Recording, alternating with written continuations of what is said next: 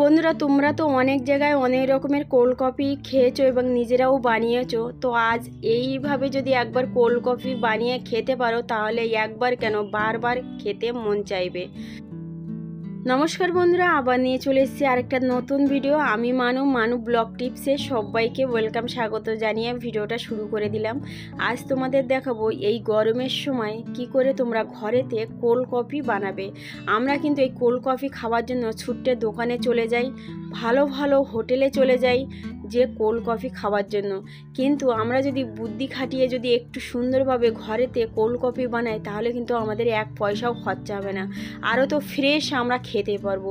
তো পুরো ভিডিওটা দেখতে থাকো, আশা করি তোমাদের অনেক ভালো লাগবে। আর এই কোল্ড কফিটা কিন্তু অনেকেই যা বানানো পদ্ধতিটা জানে না, তো তোমরা প্লিজ একবার দেখো, স্কিপ করো না, তাহলে তোমরা কিছুই বুঝতে পারবে না। এই কোল্ড কফিটা কিন্তু ছোট থেকে বড়দের অনেক অনেক পছন্দের জিনিস। তো দেখতেই পাচ্ছ আমি নিয়ে নিয়েছি এই কফি। তোমরা যে কোনো কফি তোমরা নিয়ে নিতে পারো, এ নয় যে আমি যে কফিটা নিয়েছি সেই কফিটাই নিতে হবে। তো এই কফিটা কিন্তু একটু দানাটা মোটা মোটা, সেই জন্য কিন্তু আমি চিনির ভাগটা একটু বেশি রাখবো।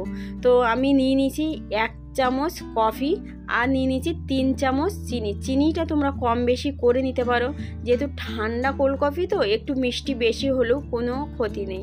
আর এই যে আমি কোল্ড কফিটা তোমাদের বানিয়ে দেখাচ্ছি বন্ধুরা, তো আমি যে তোমাদের বলছি তা নয়, তোমরা একবার পারলে ট্রাই করো।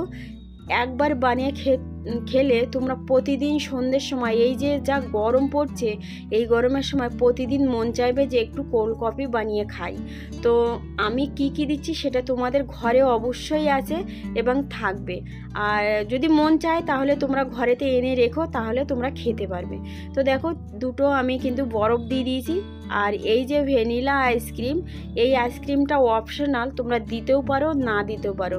যদি একটু মনে করো যে আমরা 5 স্টারের হোটেলে এবং বড় হোটেলে গিয়ে খাই যেরকম সেই রকম টেস্ট দরকার, তাহলে কিন্তু এই ভ্যানিলা আইসক্রিমটা দিয়ে দেবে, তাহলে কিন্তু একদম বাইরে যেরকম কফি খাও ওই রকমই লাগবে, একদম সেম টু সেম।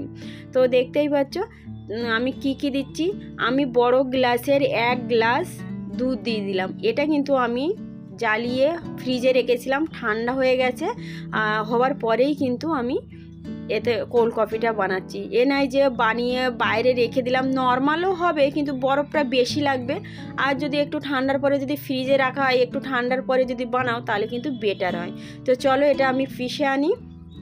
তো ফাইনালি আমি মিক্সার মেশিনে পিষে এনেছি আর এইটা তো রেডি করব। তার আগে আমি একটা ছোট্ট কথা বলতে চাই বন্ধুরা, এই যে কোল্ড কফিটা না ছোট থেকে বড়দের অনেক তো পছন্দ, কিন্তু আমার ছেলের এত ফেভারিট যে তোমাদের বলে বোঝাতে পারবো না। যদি পারো একবার বানিয়ে খেয়ে সবাইকে খাইয়ে আমাকে কিন্তু অবশ্যই কমেন্ট করব। আমি বলবো না যে বানানোর আগে দেখে আমাকে কমেন্টটা করো।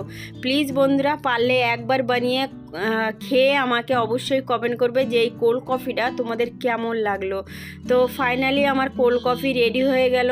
যতটা পারো বরফ দেবে, ঠান্ডা যত হবে ততই কিন্তু টেস্টটা বেশি বাড়বে।